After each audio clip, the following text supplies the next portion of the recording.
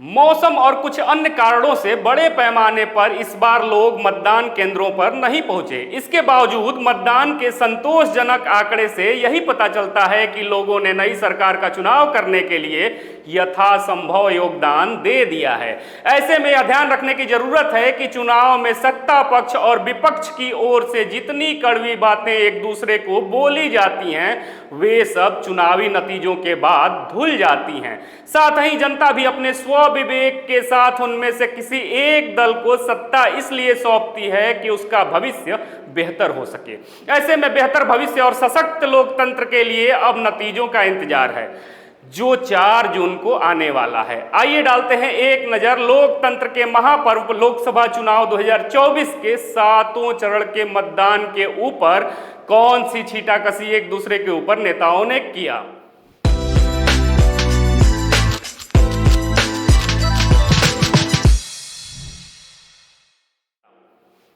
नमस्कार, मैं विश्वजीत कुमार और आप देख रहे हैं खबरों के खिलाड़ी।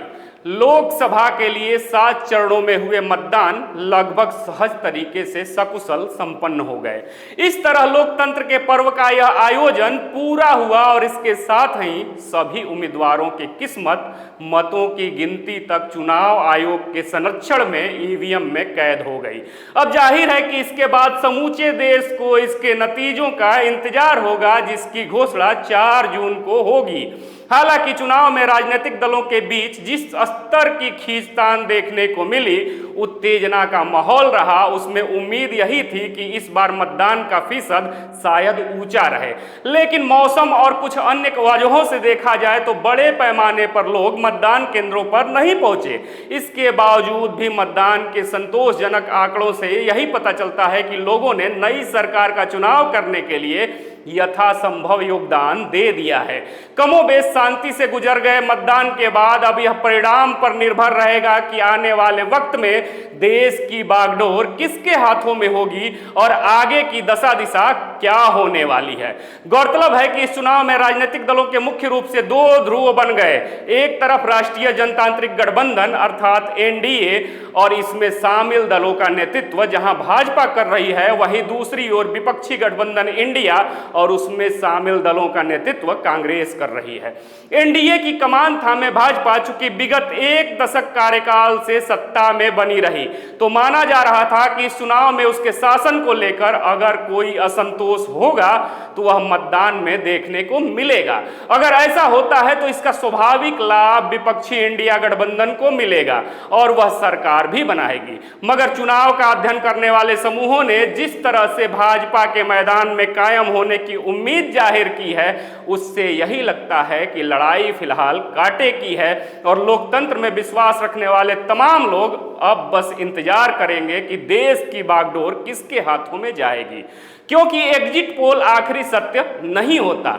ऐसे में यह ध्यान रखने की जरूरत है कि चुनाव में सत्ता पक्ष और विपक्ष की ओर से जितनी कड़वी बातें एक दूसरे को बोली जाती हैं, वे सब चुनावी जुमले के समान होती है, जो नतीजों के बाद धुल जाती है। जनता अपने विवेक के साथ किसी एक दल को सत्ता इसलिए सौंप देती है कि उसका भविष्य 5 साल के लिए बेहतर हो।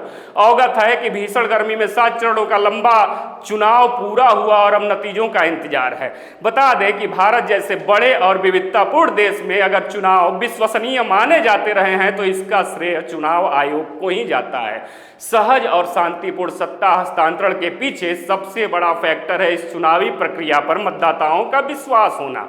हालांकि देखा जाए तो चुनाव आयोग के लिए सबसे मुश्किल होता है विभिन्न पार्टियों के नेताओं से चुनावी आचार संहिता का पालन कराना, क्योंकि अक्सर पार्टियों का नेतृत्व जो होता है वो चुनाव आयोग के नोटिसों को पर्याप्त महत्व नहीं देता है।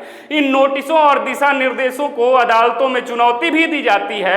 ऐसे में चुनाव आयोग को भविष्य में भी इस परसेप्शन का ध्यान रखना चाहिए, क्योंकि उसका निष्पक्ष रहना जितना जरूरी है, उसका निष्पक्ष दिखना भी उतना ही जरूरी है। अब 4 जून को ईवीएम में कैद नेताओं के भविष्य का फैसला होना है। इसके पूर्व मीडिया चैनलों के द्वारा जारी एग्जिट पोल ने जनता के साथ नेताओं के भी दिलों की धड़कनें बढ़ा दी हैं।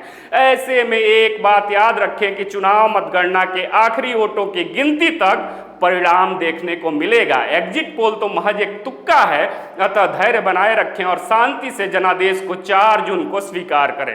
अब आप सम्मानित दर्शकों से एक सवाल यह है कि इंडिया की बनेगी सरकार या फिर से होगी मोदी की जय जयकार? अपने जवाब कमेंट बॉक्स में जरूर दीजिएगा। फिर से मिलेंगे ऐसे ही तमाम खबरों के साथ एक नए वीडियो में, तब तक देखते रहिए खबरों खिलाड़ी। जय हिंद, जय भारत।